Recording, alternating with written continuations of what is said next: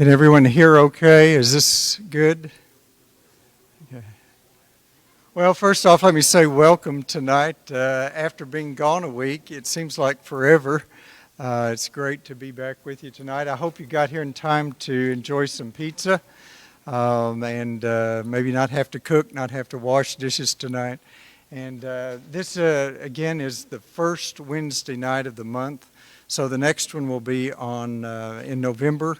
There'll be plenty of announcement in advance so that you know the exact date. For those of you who are online tonight, we are thankful that you've taken this hour to be with us.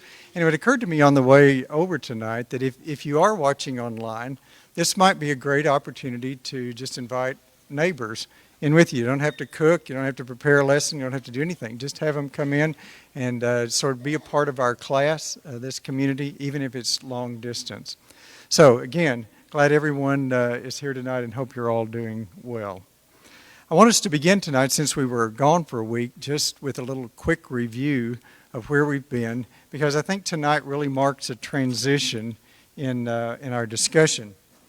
If you'll remember, the very first week we talked about the vision for family. That God sent the angel as messenger to lay out the plan for his son. It was a very lofty vision. It was very succinct. It was easy to understand. And it was in place really at the time that he was conceived. So that was sort of the first lesson that we looked at.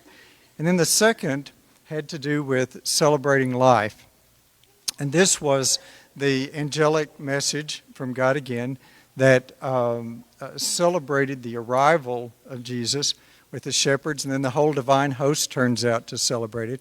And this was the take-home slide. This was the summary slide that night, that we want our children to learn and to know and believe that they are valuable because God values them from the beginning, regardless of whatever else happens, that they are always valued by him. We talked a little bit that night about once conceived, we are forever. So whether we live just a few seconds or we live 100 years, our life is forever at that point. And then the third was that we really should value each other because God values us all and doesn't want any of us to be lost. So that was lesson 2, and that was to celebrate life. The third one, last time that we were together, we talked about protecting innocence. And we ended, I sort of had to rush to finish, but the 3 questions that needed to be answered for every child, whether they're in our household, whether they're students in our class, whether they're players on our ball team, there are 3 questions that they need in order to have the confidence to protect their own innocence as they move away from us. And it was in this order: do you like me? Do we affirm them? Do they know that growing up? Am I worth anything? Are you willing to do what it takes to protect me because you value me? And then, will I make it? Can you show me the way to do that? Do you demonstrate for me what it's going to take to do that? And then the fourth thing we added to that was we have to give them enough time at home to learn how to do that, to believe that, to engage that before they have to step out all by themselves. And so the idea was that if we're successful in doing that, that they leave home confident that they can protect their own innocence. And by innocence, remember we talked about freedom from the guilt of sin, in the process of that. Well, tonight we make a transition because all of these interactions between God and Jesus were done in essentially infancy or in a very, very young age. And so now we're going to step into a text tonight where a great deal of time has passed and try to take a look at what happened to get him ready for that to take place. I pulled this slide out. You'll remember this as well. Not because this is the perfect representation of parenting responsibilities or the response of children in the process, but it does divide it into segments where we have a way to begin to think in terms of what are our children needing or expecting, and what do we need to do in the role of parenting. And so just a quick review, 0 to 6 obviously is dependency. We are the authority. We are in charge. We do set the rules. We do try to prevent the chaos. It does require discipline in a way that isn't necessary perhaps later in life. So it has to be very forthright. The boundaries have to be set during that time. But then we move into ages 6 to 12. This is elementary school now. And things change. It isn't enough to say, just do it. Because they're now learning this what people will refer to as critical thinking, etc. They need to know the why. So it's okay to have the imperative, we have to do it. But here's why we have to do it, so that the reasoning begins to develop. And then we move from age 12, or into that category of age 12 to 18. Now we're in junior high, senior high. And we're expanding that role of responsibility, allowing now choice and consequence to become the teacher. We're taking a little bit step. We're very involved, but we're allowing choices to become educational in and of themselves. And then we get to that last stage, and that's more of the mentoring, the advising time that comes with wanting to be available for advice, but needing to be asked for advice, in the process. And we've all had the hard transition of going from that. In fact, I was sort of reading through this afternoon. It reminded me, I think I was a sophomore at Harding at the time. And I probably fell more into that compliant side of things. I didn't want to stir a stink. I didn't want to get in trouble at home kind of thing. But I remember calling home one Thursday and saying to my mother and dad on the phone, I wanted to tell you I'm going to Houston this weekend with some guys in the dorm. We'll be back on Sunday night. And I've already called my aunt, and it's fine for us to stay there, my mother's sister. And it's all worked out, so no problem. There was this long silence on the other end of the phone. And then the questions, one after another. Well, have you, or do you think, or what do you think? And so I listened to that for a while. And then I said, I really didn't call to ask for permission. I just called to let you know where I would be. I hung up the phone and I felt nasty. I just felt like I had been really disrespectful somehow or other, that I had undone all their years of parenting and had made them feel badly or whatever. They were very gracious about that. And it was sort of a learning give and take on both sides. But that was sort of a marker in time where I thought, okay, we've crossed over. There's a different relationship that has to operate here for us both to get on down the road. So, having said that, and knowing tonight that we're going to talk about choice, how do we teach our children to value choice? I want us to do a little whiteboard here for a minute. I want you to think for just a second, and then I'm going to make a list of the most significant, most important choices that you think your children will have to make. Okay, now every day is loaded with hundreds of choices and decisions. But we want to try to put up here, we want to try to collect a list of the things that we think will be the most important choices that our children will make. All right, and just call them out, and I'll read them back so people can hear online. Pardon? Faith.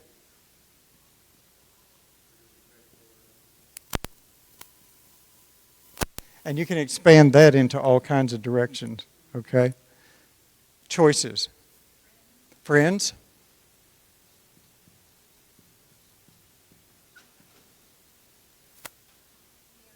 I'm surprised that one didn't come up first, actually.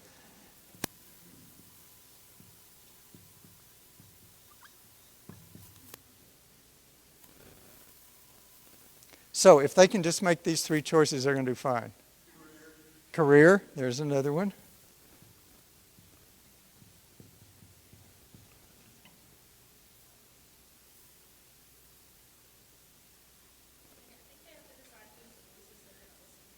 Okay. I think we used this term, so we'll just put it back up there again. Who are their influencers? Okay. College. All right.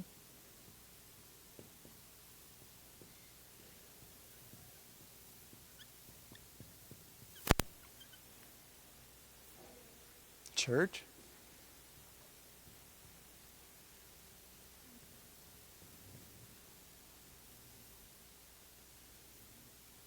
Anything else that comes to mind? Okay.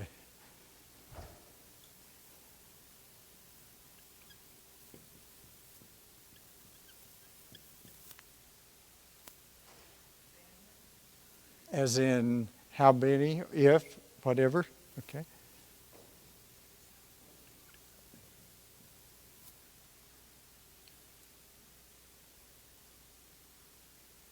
You want to add it? Finances, big deal.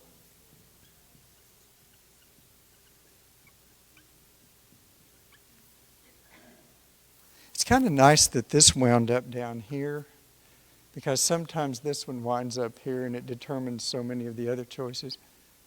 Anything else you want to add? I'm going to leave this list up through class, and we may come back to it at the end if we have time. So if you think of other things you want to add to it, we'll put those on there before we conclude. The text tonight, if you want to be turning to that, it's going to come from Matthew chapter 3, verses 13 through 17. This is a shorter text than we've worked with in the past, but I've asked Danny to go ahead and read this for us so we are all on the same page here. Matthew chapter 3, beginning in verse 13. At that time, Jesus came from Galilee to the Jordan River. Jesus came to John and wanted John to baptize him. But John tried to say that he was not good enough to baptize Jesus. John said, "Why do you come to me to be baptized? I should be baptized by you." Jesus answered, "Let it be this way for now. We should do all things that are right." So John agreed to baptize Jesus. Jesus was baptized, and he came up out of the water. The sky opened, and he saw God's Spirit coming down on him like a dove. And a voice spoke from heaven. The voice said, "This is my Son, and I love him, and I am very well pleased with him."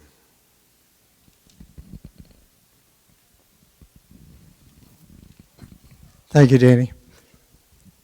I'm going to create a little timeline here just so we can take a look to set the stage for what I want to talk about. The first contact we have is this vision statement that comes from God to Mary before even conception takes place. All right, and then there's the conception, and then here is the celebration of life that comes at his birth. Okay? And then we move just a little farther here, and we're going to assume that this is somewhere between 0 and 2 years. This infanticide edict that comes from Herod that says, okay, we're going to take out all the babies in Bethlehem who are 2 years or old or younger. Okay? So we're going to put infanticide right here. All right. We get the message in the dream, go to Egypt, but probably didn't stay there very long. All right, so we're roughly 2 years old here, 0, 2. And then they go back, but they don't go back to Jerusalem because Herod's son is on the throne, just as ruthless as before. They bypass and they go to Nazareth. Okay? So this is the flight to Egypt here, and then the return back. We don't know anything really until we get down here to age 12. And we have this cameo appearance in the temple. Just brief description. And then we're at age 30 for roughly 30 at the text that was written tonight. And then we are read tonight. And then we have 3 years in here before we get to the cross, and then the ascension. Okay? So there's really the timeline of what we know. And the first 3 weeks have really been spent here. But that, even without talking about the temple exposure, we've only seen a little bit of time to get a feel for what happens here. What happened here in these 10 years? What happened here in these 18 years? Okay? It's unknown. So, while we don't have the details of this, we know what this looks like. This didn't get this way to be by accident. So we look backward, we work the equation backward to see what was the influence, what was the input here that created the life that was lived here. Okay, I don't want to wear that out, but I want to leave it up there because it makes a difference in how we talk about it. There's this temptation for this part right here to dismiss Joseph and Mary as being significant. Okay. We don't know when Joseph leaves the picture, but he's not in that picture all the way through, at least when we come in contact with him later on. But there's this sort of temptation to say, well, they've reversed roles. I mean, Jesus is Jesus, so he's just calling up to advise them what he's going to do, and they just have to get used to it. But I think if we do that, we really miss out on the humanity of Jesus. And I want to try to convince you of that. How did he prepare for this age 30 to 33 stretch through here? Well, if we look at one of the clues we have, when he left here, he went home with them. And it says he did what? He grew. All right, that's active. That's not he went home and he was Jesus. But it says he went home and he grew in wisdom, stature, favor with God and man. So whatever he was here, he's different here. Now, who had the impact? Who had the influence? Who did the teaching? Who gave him a chance to weigh and measure choices that he would have to engage as time went on? If we even write the word temptation, and this is going to be next week's discussion, by the way, this equals choice. I mean, we could say the same thing. That because every temptation is a choice, right? I either do or I don't. Even whether it's a good alternative or a bad alternative, it's still a choice to be made. I always talk about Viktor Frankl to the point you're probably sick of hearing about it, but he's the one who basically said, you can take everything away from me but one thing. And that's my ability to choose my response in any set of circumstances. Now, this is coming from a guy who lived in a prison camp, World War II, who was Jewish, had everything horrible to refute that. But what he's basically saying to us is, yes, this is mine. It will always be mine. God gave it to me. So how I use it, how I value it, how I understand the power of it, really makes a difference in what happens here. So I'm trying to convince you that this was actually a learning time through here. And the parenting by Joseph and Mary was significant. Now, why am I pushing that so strong? I think we see it in the relationships that developed. Because who was it at Cana that nudged him to do something that he really wasn't interested in trying to do at that point? It was his mom. I mean, she comes up to him and he says, you know, you could take care of this. And then she just sort of walks away. And she tells the servants what? Whatever he says do, you do it. Well, she knew her son. He knew his mom. There was a choice to be made. Somehow or other, there's a relationship in here that influences what happens. Later on, we see his mother and his brothers come to him and want to talk to him. And he says, who's my mother? Who are my brothers? You're my family here. Well, you know, a family that could really bow up and get all bent out of shape about that. But his mom knew what he was all about. So there was a sense of grace even in that situation. And then here he is on the cross at the end. And his mom is here, heart's breaking. He has a responsibility, a human responsibility to her. And he turns to John and he says, I can't do this now. It's up to you. I'm leaving her in your care. He had a choice to make at that point. So I think there was a huge amount of input from Joseph and Mary in trying to determine the outcome of this. Now, when Joseph leaves the picture, it does leave, it sort of pulls back the curtain a little bit at that point, because it says, it gives us a chance to see his relationship on the other side with his heavenly Father. And we really get a view of that whenever he says at the baptism, Jesus says, or God says to Jesus, "This is my Son." Okay, that's great. We established that. But what follows is equally important. Whom I love. Okay. And in whom I am well pleased. There's the three questions answered right there, almost just in that one little verbal voice that is laid out there at the time of his baptism, affirming his choice. I mean, Joseph and Mary have done their part to teach him. Jesus makes this decision. His heavenly Father affirms his choice and the power that that choice is going to play out in this segment here. Okay? All right, so how did he really learn all that stuff? I mean, again, the temptation is to say he just knows it. He's Jesus. He knows all that. But I'm going to ask you to compartmentalize that, to just push that to one side and to say, all right, here's Jesus, your Son, who's got a big vision, big load to carry on his shoulders. You're responsible to help him get ready for that. How will that happen? How are we going to do that?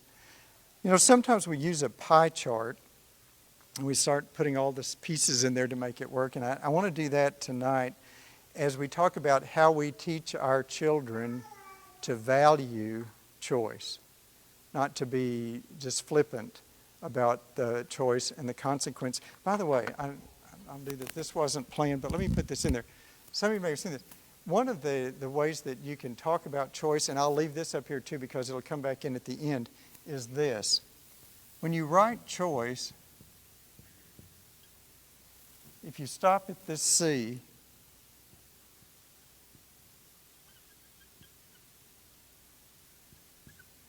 every choice has a consequence that's already built into it. So it isn't that this is the end, because every consequence has another set of choices that follow it. But if we're trying to simplify this to give our kids some sort of visual understanding of this, every choice that you make already has consequences built in. So as we talk about that tonight, I want to talk about a pie chart. And this may be a little unorthodox, but I hope it has some interest. I am married to a family of wonderful cooks. My grandmother cooked in a diner and made these huge, wonderful pies. Many of you remember the glass cases where they would make pies, set them out in the morning. You can buy them by the slice at the meal. She was a great cook. My wife is a great cook. My daughters and daughter-in-law are great cooks. It wasn't long, sometime the last week or so, we were sitting around and I asked the kids, all right, tell me what's your favorite pie? You know, now you guys all think about it right now, you probably have a favorite pie. Well, Andy was the one who spoke up very early and he said, well, it's grandmother's apple pie. Because the apples are always cut really thin and they're really soft and the crust is really great. So I asked Elaine, I said, do you have that recipe? And Mother had written it out and shared it at Christmas of 2008. Well, I was reading through this. There's a lot more in that pie than what I thought. You know, I didn't think pies, I thought it was pretty easy to whip them up and fill them up. But there's all this stuff in it, including the last thing, which it says, All right, here's the filling. You're on your own to make the crust. I'm not telling you my crust recipe on this kind of thing. But that was the part of this that made the pie so good. But what is it that makes a great pie when you think about it? Well, it starts with the crust. That's the best part. So I'm not the art pie person. I would be more the science part of pie person. So I went online to see what are the standard ingredients in a pie crust. Now, you ladies know this already, but it seems to me it's pretty much the same thing over and over again. You've got flour, and that gives you the bulk and the structure, and then you've got some kind of fat, which is butter or shortening, and that makes it flaky. And then you've got water that holds it all together, and you throw a little salt in there for flavor, and then if you're really into it, you put a little sugar in there to sweeten it up. Unless you look at my mother's recipe, and there's about 16 other things that are all in there. But the basic stuff is that. But the key thing I kept reading online was, it's how you mix it up. It's the order that you put it in. If you work it too hard, it gets really tough. It was all this stuff that was really beyond my understanding or interest at the time, so I just left it at that to say good crust. There's an art to good crust, how it's all put together. But then the other part of the pie is this. It's the filling. And there are all kinds of fillings. In fact, when you thought of your pie a minute ago, my guess is you didn't think of crust. You thought of filling. What it is that really makes it interesting. And the secret, if I were judging a pie, and by the way, any of you ever go to a pie supper where you bid on pies in order to raise money? We don't do that anymore, but those were great. The only time I can remember doing that is we were going in and my dad handed me, I don't know, whatever it was, $20. So he said, you make sure you buy your mother's pie. That's what was part of that whole deal. But anyway, the idea is if I were judging pies, the winner of the pie would be, beyond taste, would be there has to be enough filling so that there's never a bite of crust that doesn't have filling to go with it. You've seen pies that have these little shallow fillings and then they're all crust. Well, I don't know. Once the filling's gone, I'm kind of done with the pie, in a way. But those are the two components. We've got the crust, we've got the filling. So, using that as kind of the extended metaphor tonight, I want us to talk about what does it take to make a great pie when we're teaching our children. And the first thing is you have to start with the crust, and we have to realize that we don't get to make the crust. The crust comes to us. So what are the ingredients that really make the difference? Well, I want to suggest that one of those ingredients is the learning style that's in this. Now, those of you who are educators would have a much more sophisticated slide than this, so I'm going to be very brief and skim over it just so we kind of are together. But not most of us, but many of us would be visual learners. Okay? So that means that if you have a diagram, if you have an illustration, if it's colors, if it's shapes, if it's something, maybe even a video, something that I can look at, it's going to reinforce what you're telling me, okay, because I can see it illustrated. Some of us are auditory, okay? So I'm speaking it to you, but you're going to remember it a lot better if I ask you to speak it back to me, or if I listen to it in an audio book, or some way or other so that it is verbalized. They even don't they have these programs now that change text to audio? So if you record something, or if you've got a document and you want to listen to it for audio learners, that's a great opportunity for them. And then you've got this one. I threw this in just because I'm sure it has a real name, but I don't know what you call it. To read and write, which means that if I have something there, I may remember it better if I rewrite it, or if I make flashcards, or if I make bullet points, or I synthesize it some way so that I've actually physically claimed that information when I write it. And then the kinesthetic one, which is, I want to build it, I want to touch it, I want to move it. And there's movement with the learning. Maybe it's clicking fingers or tapping feet. And for some of you in here, that would be very distracting. But for a kinesthetic learner, that's very affirming. That's very engaging in the whole learning process. So the first thing in the crust we have to figure out, and by the way, we're trying to look at the recipe. What is this child's crust made of? What are the ingredients that are in there? So what I'd like for you to do as I go through these next few slides, I want you to think of your own, think of yourself, and then choose a child. One of your children, somebody in your classroom, your neighbor, whatever, and I want you to measure them the same way, okay? So you're going to look at this. All right, you decide which of these is you and which of these describes this child that you have in your mind. Okay? Everybody kind of got that? Because I want you to hang on to that. Okay. All right, the second ingredient in the crust that we're going to talk about is this. What's the core language of your child? Now, this is taken from the 5 Love Languages, Gary Chapman's book from 20 years ago that has sort of been adapted in multiple ways, but it's the same love languages. They're just put into context with children. So we'll just go through those briefly. Words of affirmation. You know, are we encouraging our kids when we talk to them? That was a great way to work through this. Complimenting them, listening, we're present, fully present whenever they're talking to us so that we can repeat back what they're saying. Physical touch, this is we're teaching and they need a fist bump or a pat on the back or, ooh, that's good, you got that. Or maybe they're not doing well and they just need a hug. It says, let's try that again. You know, the physical touch part of it. And then you've got the receiving gifts core language part of this.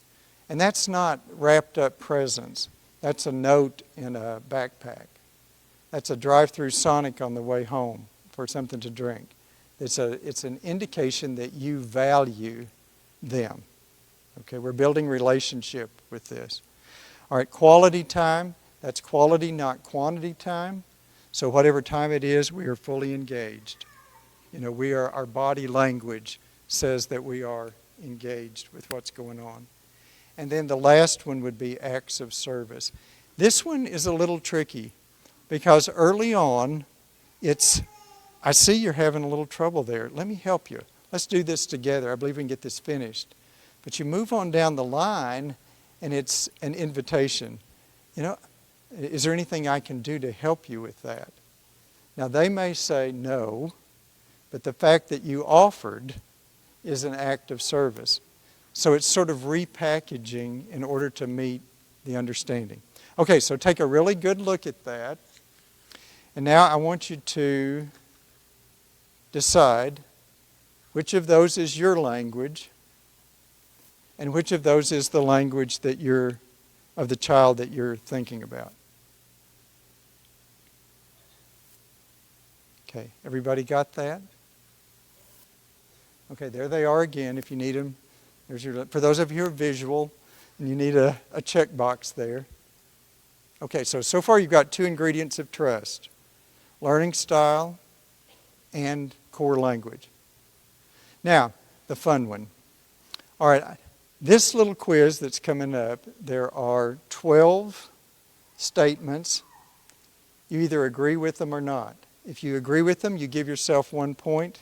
If you think the child would agree with them, you give them 1 point. Keep the scores separate because we'll tally them at the end. Most of us are on a continuum somewhere between being compliant, conforming, don't stir a stink, to the other end, completely independent, autonomous, very determined. Okay? So we're going to take a look at this and decide how you answer this. So I'll read them in case you can't see them. You get a point for everyone you agree with. Almost never accepts words like impossible or phrases like it can't be done. Okay. Can move with lightning speed from being a warm and loving presence to being a cold, immovable force. may argue the point into the ground, sometimes just to see how far into the ground the point will go. When bored, has been known to create a crisis rather than have a day go by without an incident. Now that's the first four. So I'll give you a second. For you and for whoever you're analyzing. Okay? Got it? All right, here's the next four. Considers rules to be more like guidelines. Maybe will abide by the spirit of the law, but not by the letter. Shows great creativity and resourcefulness. Seems to always find a way to accomplish a goal. Can turn what seems to be the smallest issue into a grand crusade or a raging controversy. Doesn't do things just because you're supposed to do them. It needs to matter personally to them. Okay, now that's the second four. Have you got your numbers? Two columns now, one for you, one for the child. All right, last four. Refuses to obey unconditionally, seems to always have a few terms of negotiation before complying. Is not afraid to try the unknown, to conquer the unfamiliar. Can take what was meant to be just a simple request and interpret it as an offensive ultimatum. May not actually apologize, but always makes things right. Okay. Now, 12 is the possibility. I mean, if you said yes to all of those, you've got a score of 12. But I'm sure we're somewhere in between that. I'm going to put up the scorecard now so you can interpret, what this looks like. Here we go. How much forceful determination do you really have? If you have 0 to 3, you have it, you just don't use it very often. Okay? If you're 4 to 7, you can use it when you need it. You just don't call it up too often. Okay? Now, if you're 8 to 10, you have a real healthy dose of it, but you still have enough self-discipline, enough internal control to pull back, before it gets you into deep trouble by pushing too hard. If you're 11 to 12, you don't ever leave home without it, and you don't have any off buttons. Okay?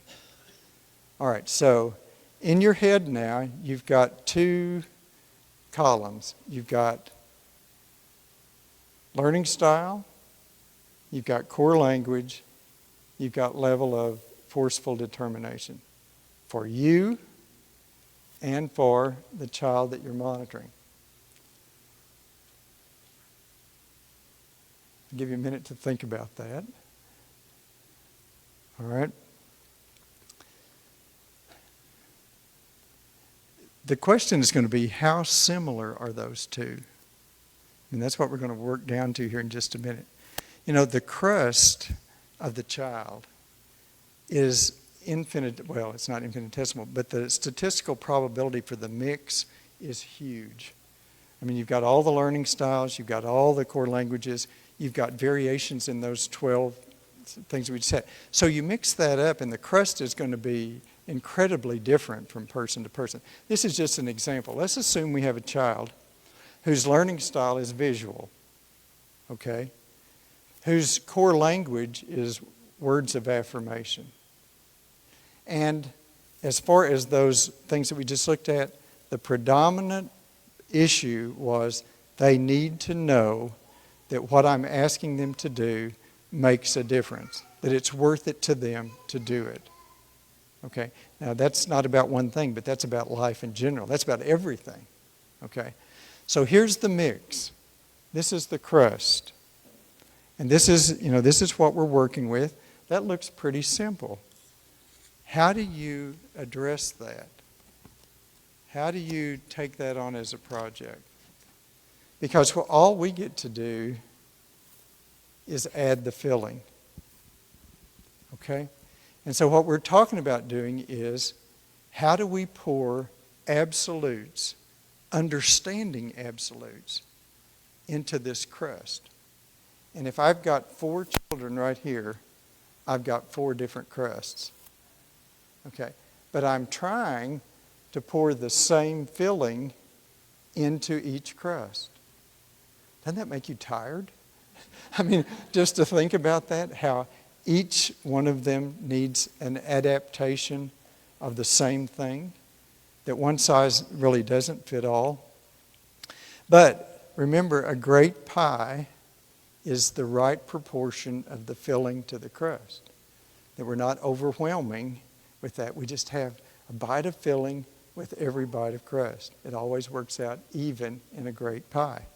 So Elaine always reminds me, she says, don't run out of time before you make the application.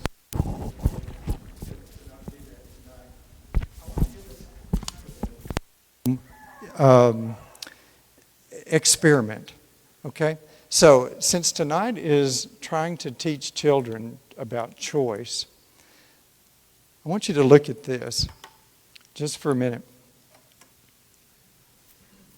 That looks very busy. I mean, that looks like overwhelming. I don't know what you're doing with this. I want to walk you through this and just see if it makes any sense by the time we get to the end. If we start on the blue line on this end with this little tiny circle, consider that conception. Okay, that's the beginning of you, that's the beginning of me. And the blue line is this line right here. That's our lifeline, basically. Well, it isn't long before we go from 0 dimension, which is a point, to first dimension, which is a line. So we're going to connect to somebody, and it's our mom with an umbilical cord. We got a line to mom, okay? And then we're born, and mom's face becomes the faces of our family, the people who take care of us, the people who change us, people who look after us. So that line gets stronger and stronger and straighter and straighter. And then we move on down the blue line, and we add a dimension. This is to our community. Okay, this may be school, this may be neighbors, this may be church, this may be extended family, but it creates a plane. So we've gone from a line to a plane. All right? And then we move a little further down and we start becoming aware of the fact that the world is not all good. That there are good choices and bad choices, good consequences and bad choices. And so what happens is we add another dimension. And this is a vertical dimension. It can either go up toward God or it can go down toward darkness. Either way, it creates a cube. It's a box. It's a volume now. And so we start filling the box with our experiences, good or bad. Okay? All the time, we're moving on the blue line, which is the fourth dimension, which is time. Okay? So we're in the fourth dimension. And then we hit the squiggly line. And the squiggly line, it's ours. It's under our control. And so the squiggly line goes in all directions, up and down, above and below that line. When we fill the box with the relationship with Jesus, and all our experiences are piling in there, some good, some bad, He just keeps tossing them out. And we move up.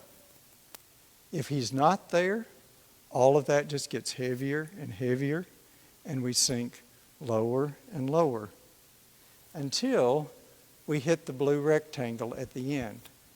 And that's the end of our time and the sum of our choices that have brought us to that point. And then we cross over and we hear either, "Well done, my good and faithful servant," or "Depart from me, I don't know you." But the red line, which is the eternity line, just keeps right on going. Okay, now that took about 4 or 5 minutes to just walk through that to explain that diagram. Now let's assume we've got different crests sitting right here on the front row. What do you do with that? Well, if you've got a visual learner, they've got a diagram. Okay? Now how will they use that? They may want to redraw it. They may want to label it. They may want to do something with it, but visually they've got something to work with. If you've got an auditory learner, You just ask them, even as you're going along. Now, can you play back for me what I just was talking about here? They may say it completely differently. They may get bits and pieces of it, but you're engaging them in conversation. If you've got a writer, they copy it, or they change it to suit what they heard with that. Now, the fun thing on this is, if you're a kinesthetic learner, what does that look like? Pardon? Billy? Yeah, it looks like Tinker Toys. It looks like Legos. It looks like chords and stuff. So you could build this diagram and play it, move it on a timeline back and forth. Choice is how it's all squiggly and it changes, etc. So there's a way to take this concept and make it usable. And you could do this with anything. We're about out of time, so let me just say this. You know, sometimes we label our children as being very stubborn, argumentative, disinterested. They don't care a thing about what we're saying. But I think, remember, we've got two columns, and we need to go back and look at our own crust in this. How did they learn this? Have we reinforced it? You know, do we bristle up when we're given an imperative? You need to do this. Well, I don't want to do that. I mean, you can't tell me how to do that. You're not my mom. You know, how does that work? Do we love to argue, even with God? Do we consider rules to be more like guidelines than truly what they are? Do we turn small issues into controversies? Do we refuse to obey unconditionally? We just need to look at our column before we start scrutinizing the column and the crust of the one that we're trying to teach. All right, I'm going to run through this, and this will be kind of where we close. Cynthia Tobias considers herself a strong-willed child. She was raised by a strong-willed father, and she's raised a strong-willed son. So these are things that she mentioned that I think are universally applicable. If you love me and value me, I'll do most anything for you. Most of the time, I'm not trying to annoy you on purpose. I want you to see me and love me no matter what. I sometimes need to experience the consequences of not doing something in order to experience the motivation for doing it. I respond better to a compelling problem. If you give me a problem to solve, I do better than that if you just give me a mundane chore to get done. The action that you take will be much more effective than the anger that you show at me. The quality of our relationship helps me determine my relationship with God. You may need to rescue me, even when I insist that I don't need your help. I will never be too old to appreciate hearing what you like about me. I'm never completely beyond your reach. Sometimes I just need an excuse to take your hand. And then number 10, never stop loving me in the whole process. Well, this is our summary slide tonight. When we teach our children, if we're intentional about it, we adapt to their learning style. We speak their love language. We help channel their individual will so that it infuses with God's will. And then we fill up their lives with the absolutes that are the filling in the pie shell. But we do it in ways that they understand. And if we do that, then we will have taught well how to value choice. This is always a welcome, an invitation to you for feedback. Feel free to do that. You may not have agreed with one single thing we said tonight, and I can take a hit, so feel free to send me a message. Just so that, I don't think I've got it in here, but next week we're going to go on to the next passage beyond the baptism to the temptations, and we're going to talk about boundaries. How do we work with boundaries in our life, particularly when it comes time to incorporate those in the lives of our children? You guys are great. We made it before the second bell.